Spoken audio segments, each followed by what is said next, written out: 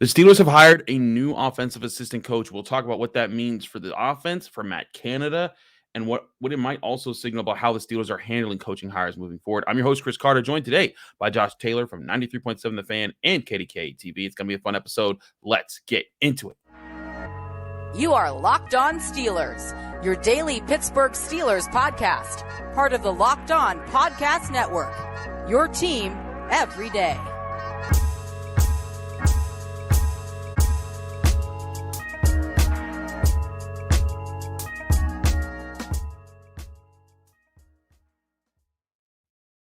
Hello and welcome to the Locked On Steelers podcast. I'm your host, Chris Carter, bringing you your daily dose of all things of the Pittsburgh Steelers. As always, you can find this show on your favorite podcasting app and especially on YouTube. Like this video if you enjoyed it. Subscribe to this YouTube channel to get all of our daily Monday through Friday episodes, as well as our bonus content. We thank you for making the Locked On Steelers podcast your first listen every day, because we're your team every day. And today's episode is brought to you by FanDuel Sportsbook, the official sportsbook of the NFL and an official sportsbook partner of the NBA. Make every moment more by visiting FanDuel.com/LockedOn. And you can get started today. As I said before, we're joined by Josh Taylor. He's been a regular on the show. Josh, welcome back to the show. It's good to see you, man. And we got to talk. We got to jump right in with this assistant coaching hire. Glenn Thomas coming in from Arizona State. Granted, though, he has coached in a lot of different locations.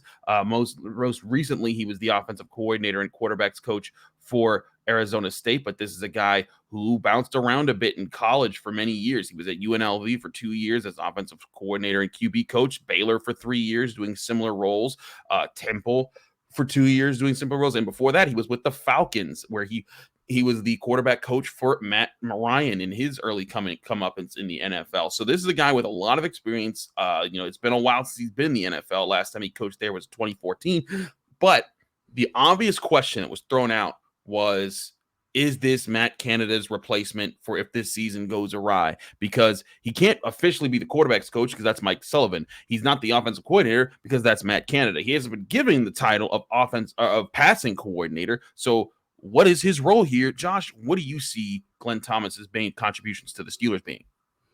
It feels to me like the same situation when the Steelers hired another coach not too long ago. And granted, he wasn't the coordinator, he wasn't a position coach, but you kind of saw where he was going to fill in some gaps, and that was Terrell Austin. You knew exactly what Terrell Austin brought to the table as a coordinator. You knew what his resume told you. He had already coached a couple different units that had actually won Super Bowls as a defensive backs coach, and he had experience as a coordinator, so you knew exactly what he brought to the table, where it became not only necessarily or a position coach, granted, in this case, Glenn Thomas isn't, but you're bringing in a guy who at least has that experience of being a coordinator. He has that experience of being a position coach, so he can help you fill in some of those areas and some of those gaps where you might not always get that with a position coach, or you may not be able to get that from your coordinator at the time. So now you have somebody else as an added resource that can help you with that. So now you have, for Kenny Pickett, a young developing quarterback.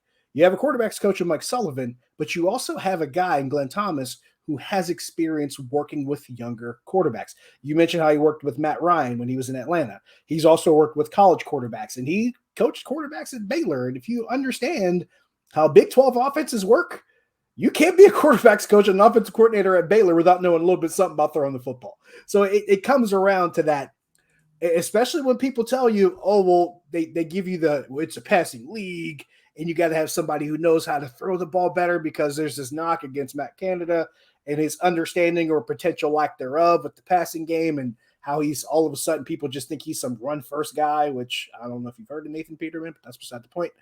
But it does come back around to, can you bring in a guy that understands a little bit more of the, more modern aspect of the passing game? Not saying that your coordinator does it, but now you bring another voice in the room that lends a little bit more to the discussion, just like when you had a guy like Brian Flores in your room last year that lended more to the discussion on defense, or Terrell Austin before that. This feels like another move in that direction, where you're having an expanded coaching staff that's starting to grow now, because we've talked about that so much about how the staff is so small. Now you're bringing in more guys in the room that can lend more to the conversation. I want to get to the component of the more coaches in the staffing room and what that means, because they also officially made Gerald Alexander an assistant DBs coach, even though he's been with the team for a year already. I want to get to that a little bit later, but I think it's imperative that Steelers fans you look at this as far as it pertains to Matt Canada. One, this is now two guys Matt Canada and now Glenn Thomas, who recruited Kenny Pickett out of high school. Matt Canada helped do that for Pitt when he was coming out of high school in New Jersey, and Glenn Thomas was doing that for Matt Rule at Temple. So there's two connections here as far as guys that work there. Now, I don't want anyone to read too much into this as far as, oh yeah, they're going and getting guys that are just that Kenny Pickett just loves.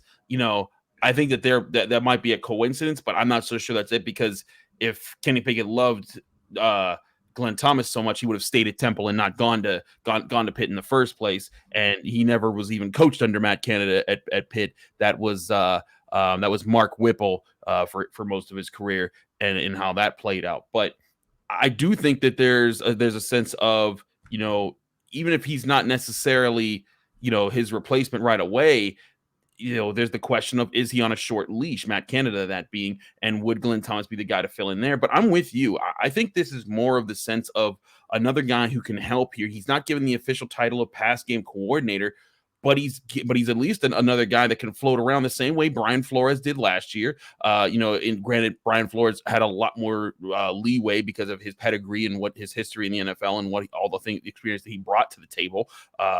But this is a guy who comes in and he can be a fresh set of eyes from a different perspective that can add to a lot of the things here. And I think that's the real value that you're getting here. And maybe we get to the point where Matt Canada is replaced here. I just don't know. And you and we've been very staunch about how we don't think Matt Canada is as bad as people make him out to be. He has plenty of faults, but he's not this complete dumb idiot that just can't call a successful play to save his life. A lot of this depends on the offensive line, the quarterback situation, and regrowing an offense that needed a complete overhaul over the past few years. And I think that getting another assistant coach is a part of that plan to make things better. I'm going to create a parallel here. It's going to drive some people crazy. And if we're on YouTube, I'll probably get killed in the comments for it. But when other people that aren't us do it, it's okay. So I'll just do this and just get killed for it afterwards. There were people that loved to make the Joe Burrow comparison after Kenny Pickett got drafted, right? They love to do that. They love to talk about the thought of the Steelers drafting Jordan Addison because, you can pair back up Jordan Addison and Kenny Pickett, kind of like Joe Burrow and Jamar Chase. Well, let me find a little bit another thing for you here. Remember the name Joe Brady from LSU? That guy that was there when Joe Burrow was lighting up SEC defenses and everybody else?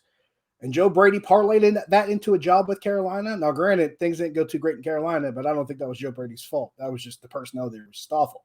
But this feels like that kind of situation where you bring in a guy that fills a Joe Brady type role. Now, granted, Joe Brady was given a little bit more of a title that really suggested the job that he had. But that's what this feels like. A guy who's coached on the college level, has had some success there coaching on the college level. He coached the Davey O'Brien Award semifinalist, coached a team that went all the way to the top 10. I think Baylor was number 7 at one point in 2019 during that season in the Big 12. So you've had a guy who's at least been able to take an offense and more importantly, quarterbacks, and get some measure of success out of them. And it feels that same way with Joe Brady. Now, I'm not trying to say that to make the Joe Brady, Joe Burrow parallel and do that with Kenny Pickett, but it feels like a similar situation where you're bringing in a guy who has that kind of success with quarterbacks, especially young, or I should say early career quarterbacks, because you can make the argument of how young Kenny Pickett is, but you understand what I'm saying as far as the maturation of a quarterback. And he's done that in the NFL before he was a coordinator on the college level. He coached a young Matt Ryan. So now it feels like a Joe Brady type of situation where, okay, this guy has that on his resume. He comes in now he's able to actually, create that extra element to this offense that might have been missing. It's easy to say, he might be this guy's replacement, because when we saw with Terrell Austin, when he was brought in the staff, he eventually became the replacement for Keith Butler. Or when you saw Matt Canada come in, he eventually became the replacement for Randy Fichtner, but we've seen that in years before. So we can't sit here on one side and say the Steelers promote from within too much and then automatically assume it's a guy being brought in to promote from within. Is it one of those options that you have down the line? Sure, because we know they like to develop continuity with players on the roster. At the same time, I'm with you. It doesn't feel like that to me, as much as it feels like, hey, let's get another guy in here with experience that has experience in the pro game. And that's the thing that we always tend to leave out when we talk about Mike Tomlin's assistant coaching hires. We talk about, well, it's not this young guy that's trying to come up and be a head coach. No, but he brings in a lot of guys that have experience before they get the job. He's got coordinator experience. He's got quarterback coach experience. So he's not learning on the job like some of these other guys that they want to have learn on the job. He's a guy who's already been on the job and knows what to do. And that's the difference. I agree. We want to keep on this point and also talk more about the how the coaching hires have been handled as a whole. We'll get to that in just a minute here on the Locked On Steelers podcast. So don't go away. But first, I want to talk to you guys about our great sponsors at FanDuel Sportsbook. FanDuel, of course, the #1 sportsbook in America. You got to get on it right now. The NBA playoffs are upon us. They're getting closer and closer. And with that coming in, the best way to bet on them is America's #1 sportsbook, that being FanDuel. Now, for new customers, you can get what's called the No Sweat First Bet, which gives you up to $1,000 in bonus bets back if your first bet doesn't win. Just go to FanDuel.com/lockedon. That's FanDuel.com/lockedon. And you can sign up today to claim your No Sweat First Bet. Then you can wager on anything from the money line to point spreads to who's hitting the most three-pointers and even who wins the NBA championship, all on an app that's safe, secure, and super easy to use. Don't miss your shot at No Sweat First Bets up to $1,000 when you join FanDuel today. Just go to FanDuel.com/lockedon to sign up. Make every moment more with FanDuel, America's #1 sportsbook and an official partner of the NBA.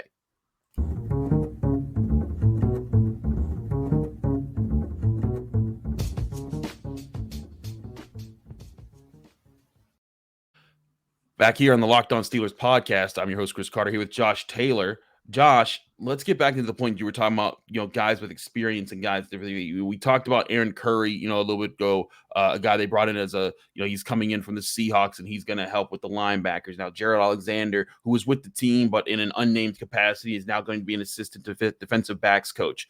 It's funny, I think there was a legitimate question.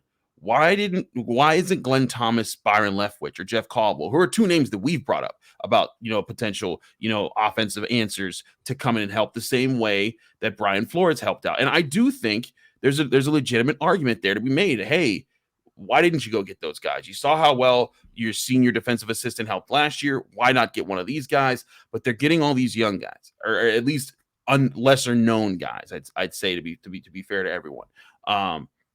Is this a sign more so of maybe Mike Tomlin's trying to get his fingerprints with his coaching hires and guys that he thinks would be interesting fits instead of getting other people's guys? Because that was the thing that the Steelers did throughout the 2010s under Mike Tomlin. And, it worked for times. It got them experienced guys like Todd Haley. It was able to bring in, guys who really helped out. But then, of course, everyone was like, well, where's Mike Tomlin's coaching tree?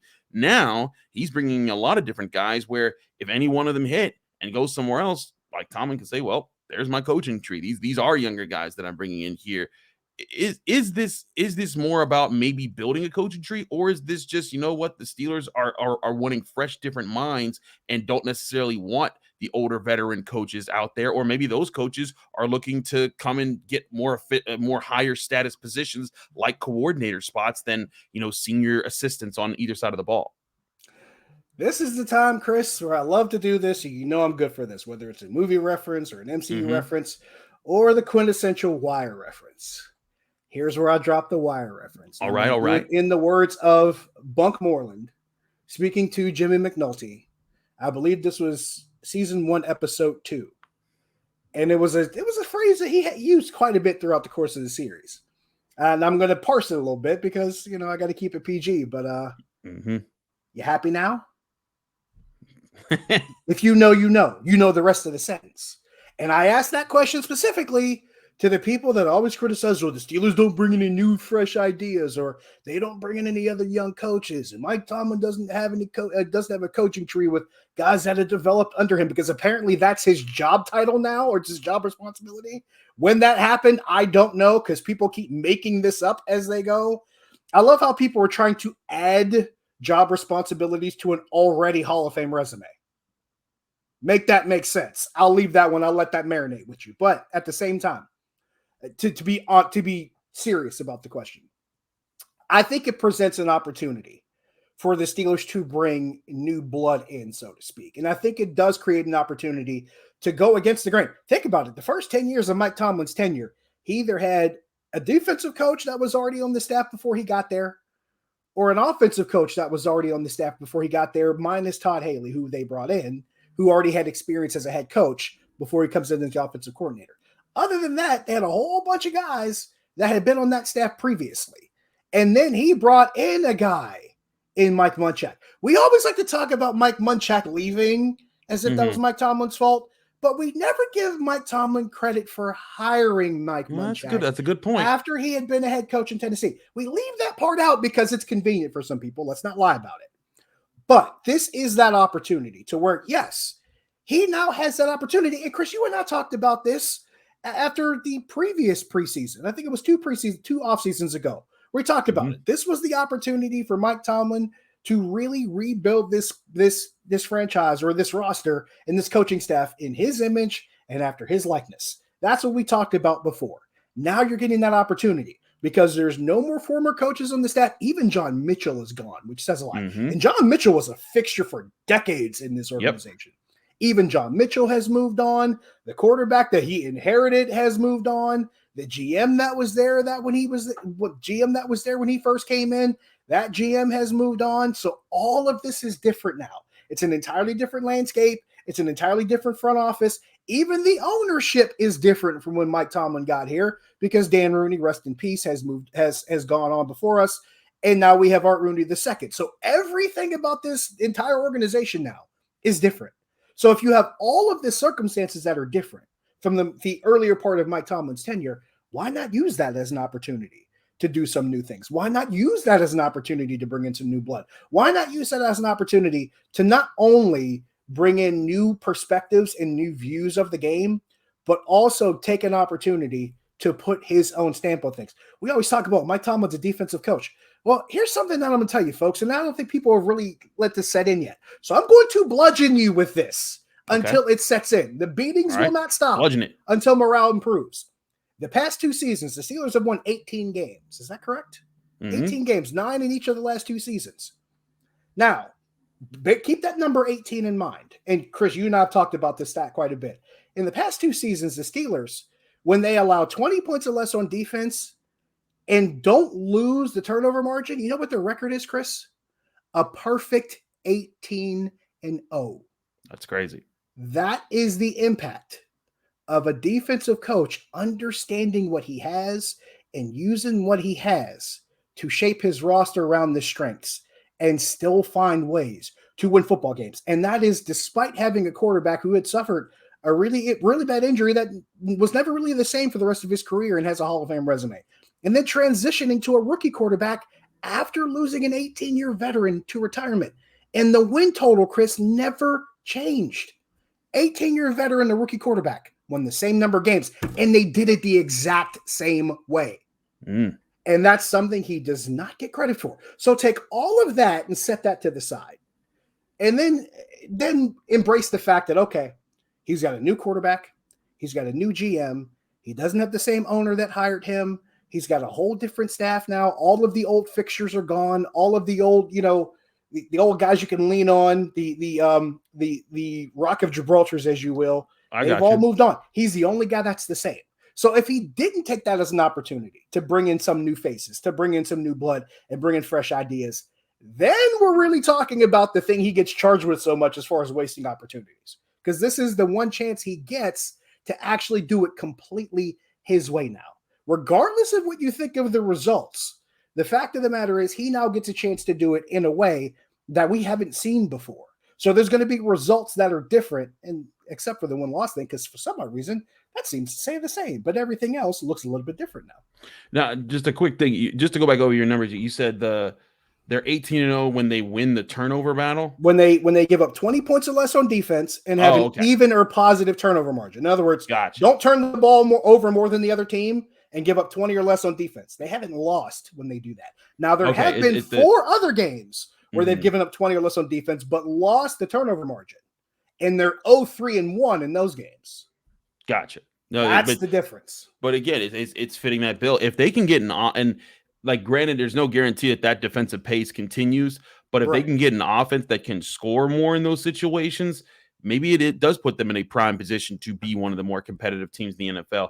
And I think it goes back into, what we're looking at with the Steelers coaching staff right now. And the question is, is this approach now that they're adding all these younger minds in here, these kind of different guys that aren't as well known, can they help kind of flesh out what Mike Tomlin is trying to manifest here on both sides of the ball? The defense, like you said, it's kind of been doing it. When they're healthy, they're bringing it. It's just the offense with Ben Roethlisberger in the worst year of his career, as far as his availability, and then a rookie quarterback in Kenny Pickett, who was figuring out his way into the NFL, who we talked about with Alan Saunders yesterday about how, his learning process and what he admits he was struggling with and what he's working on to not struggle with next year. I think all of that plays a big role into things, but we want to get more into that part of it with helping those second-year guys make the important steps to become key factors for the Steelers. We have a question from a fan that actually drew this out. We'll get to that question here on the call line here in the Locked On Steelers podcast in just a minute. Don't go anywhere. We'll be right back.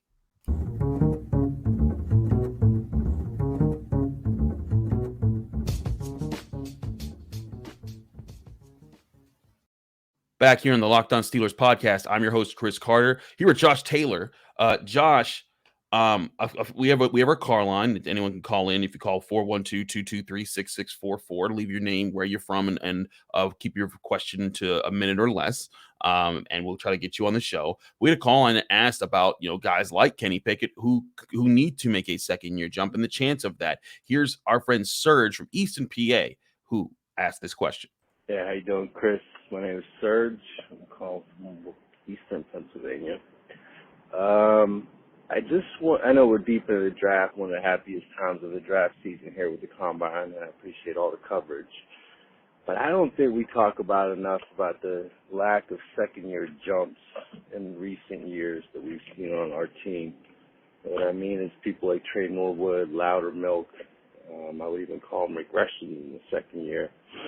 To me, as a huge Mike Tomlin fan, it's the first thing that comes to mind. If we want to talk about replacing him, that's the first thing that comes to mind.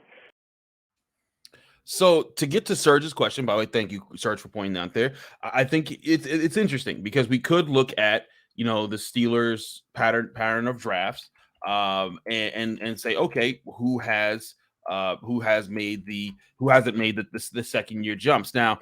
I think it's tough to say for Najee Harris and Pat Freiermuth. I think they both looked better. Their stats weren't great, but I think that both of them, you could say, made okay progress. But guys like Kendrick Green, didn't even play. Buddy Johnson, Isaiah Loudermilk, Trey Norwood. Yeah, sure, you could say they didn't. But let's look back throughout a lot of let's keep looking throughout the years, because Alex Highsmith made a pretty good second year jump.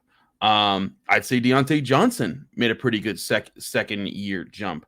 Zach Gentry has gotten better. Devin Bush, I think, was on the verge of making a second year jump before he got injured. I think Terrell Edmonds got better from his second year, as did Chukuma Okorafor. And then we start getting to the really easy ones.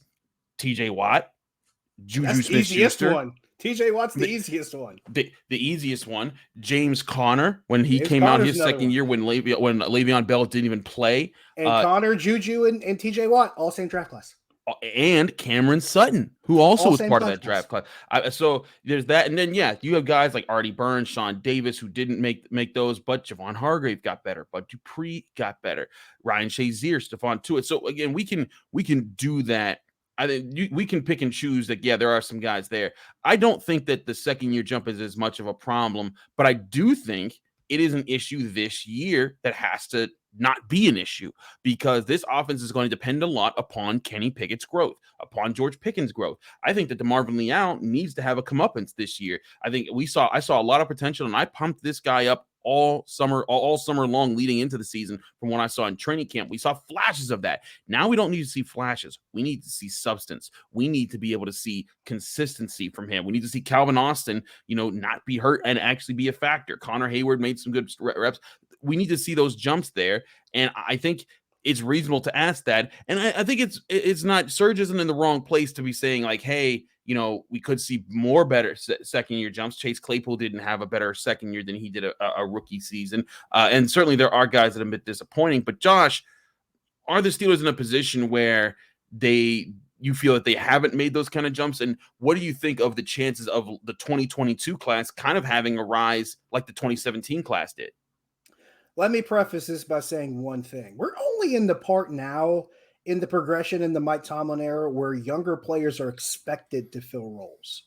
Because in the early days of the Mike Tomlin era, young guys came in, they played special teams, they did secondary jobs. They didn't do as much in those first couple seasons because their job was pretty much sit and learn or sit and watch or get your opportunities as special teams and also learn while you're playing special teams. Like the more you can do, that gets you on the field, but take opportunities to grow while you're at it.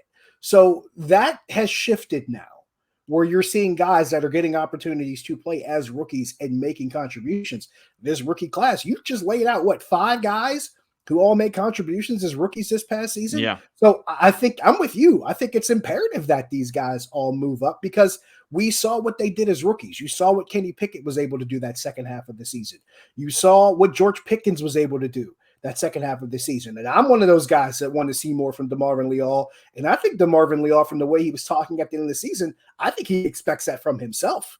And that's what I like to hear, because there was another guy that was going into his second season that expected a huge jump from himself, and he made that jump, and that was TJ Watt. So when you have guys that have that expectation, that know that they have an opportunity to take advantage, yeah, it becomes important. I think it's imperative that an even guy who, granted, he wasn't drafted last year, but he was a rookie. I think it's imperative that Jaylen Warren makes that jump next season, because if something were to happen to Najee Harris and he doesn't play through it this time, they're going to need Jaylen Warren to be a big contributor. And I'm glad you mentioned, I usually have one guy in each draft class that I tend to refer to as my guy. In last year's draft class, my guy was Conor Hayward. I'm a Conor Hayward guy. I've just become a Conor Hayward fan. Matter of fact, someone asked last season, what were some of your favorite plays in Matt Canada's offense? And I said, most of the ones that involved Conor Hayward. Because Conor Hayward made some plays in this offense that not only either help them in games and turn games, or in some cases win games, and B, that the other team did not see coming. And also C, things that Matt Canada has been known to do throughout his tenure as an offensive coach. He fills that role that George Aston filled a lot at Pitt back during that season that no one likes to talk about or give him credit for. But all of that comes back around to what you've seen from Conor Hayward. So if you can get that kind of progression from Conor Hayward, I would also like to see him grow in the offense, because at this point, it doesn't look like Derek Watt's going to come back. So guess who's probably going to get more opportunities on the field to make certain plays like that? It's probably going to be Conor Hayward. So he's going to have to make that leap forward. I already talked about what Jaylen Warren's going to have to do. I think everybody expects George Pickens to make that leap forward. And if they don't, people might riot downtown with pitchforks. I think it's imperative. Same thing with Kenny Pickett. Same thing with DeMarvin Leal. And towards the end of the season, we saw another guy at least get opportunities because of injuries. And toward that last game of the season, he didn't really, follow through on all of it.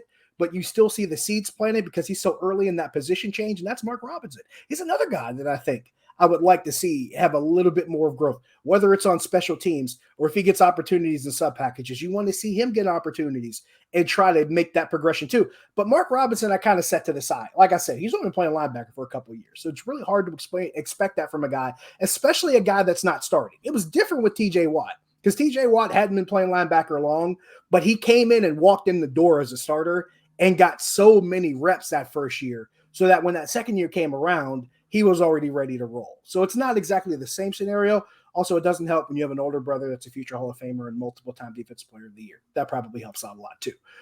But it all comes back to say this. With this draft class that just came through in 2022, you saw almost every guy in this draft class except for Calvin Austin III, and that was because of injury. It's not like it's his fault. All of these guys had roles toward the end of the season, and they really started to flourish in them. So now it goes from, hey, you're getting the opportunity, to, hey, now we expect you to perform. We expect you to execute in the situation. So now not only is it, a good thing, not only would it help the team, I think it's expected of them now.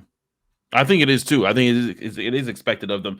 And I think that, it's funny, we're talking about this front office and this new front office, but the last picks of Kevin Colbert, could end up being some of the most impactful on the franchise in his history. And he's had some very big. He picked Ben Roethlisberger. He picked Troy Polamalu and all those guys over the past 20 years. That whole group.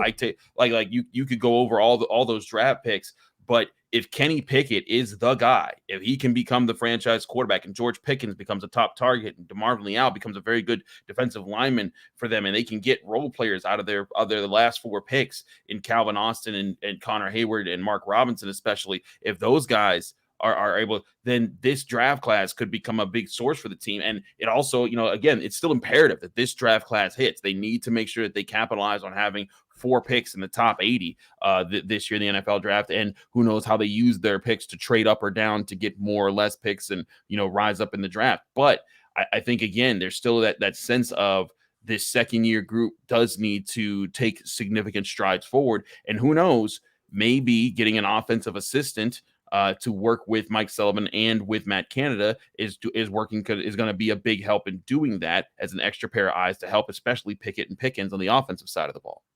And if there's something that we've learned, not only in the history of the league, but even with the history of this organization, and we're talking about decades gone by here, if there's anything that's more dangerous than a good team, it's a team that's good, young, and cheap.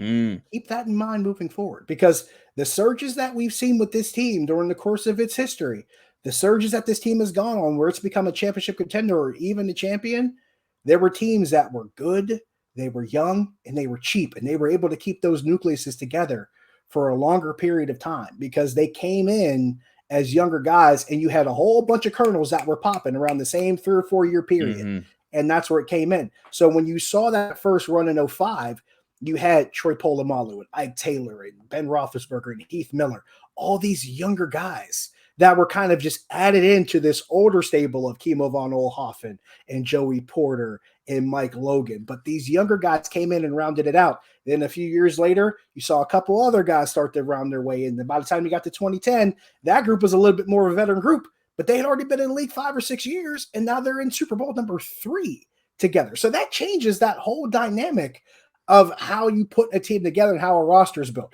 If you can bring them in together and draft well and develop well and do it while they're young and have that success early, it sets the tone for the expectation down the road. And instead of getting maybe a 1 or 2 year window, you're talking about a half a decade window like we saw the last time around, or like we saw in the 70s for that matter. It was the same thing. Hit on a handful of different draft classes, including one that got you, 5 Hall of Famers in the same rookie class, which we will never see again. 1974. We'll never see that again, but it still follows the same blueprint. That 74 class came in, and that team just went off to like an entirely different level. That team won a Super Bowl. Then they won 3 more after that. But it expanded that window by so much that guys like Joe Green and Terry Bradshaw and Franco Harris, who were part of the beginning of the nucleus of that group, they were augmented by guys that came in with a bunch of really good draft classes, or one really, really good one if you want to go for it that way. But it does augment the fact that if you can do that well and do it early, it sets you up for a lot of success down the road. Absolutely. I think that's what the Steelers are trying to do with their new draft class, but they're hoping to see more from this last one. And thanks again for Serge for the question, because it got us talking about the potential of that second-year jump instead of a second-year slump. What's with the PA callers, by the way?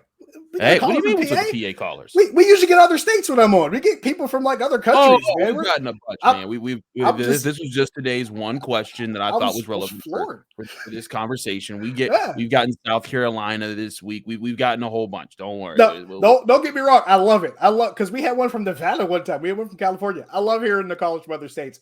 I love the fact that Steelers Nation is as big as it is.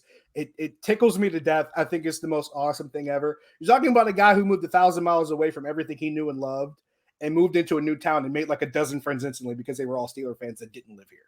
It was absolutely amazing. So when I hear stuff like that, I just think it's fantastic. I was kind of joking a little bit, but it's cool.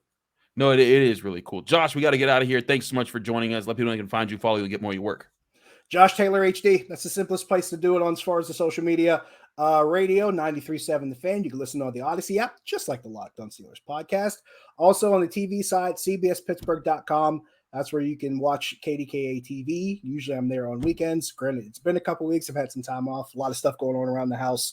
As you can see, I'm in full-on dad mode for those of you who are actually watching the stream with the beard going on. So taking a lot of time to do some stuff around here, but I'll be back around soon enough. So I'll be a lot more clean-shaven, and it'll be a lot less Grizzly Adams type. So we'll go from there and we'll see what happens.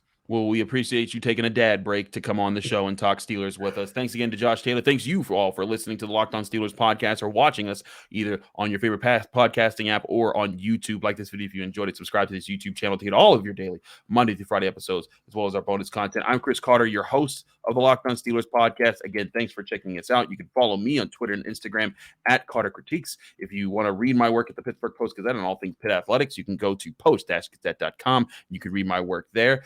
Thanks to everyone who does support the show. If you want to support the show even more, go on Apple Podcasts, leave us a 5-star review with a positive comment. Do both at the same time, and you get a special shout out at the end of the show. Thanks again, everyone. Back tomorrow and finishing out the week with a Friday episode talking your Pittsburgh Steelers right here on the Locked On Steelers podcast.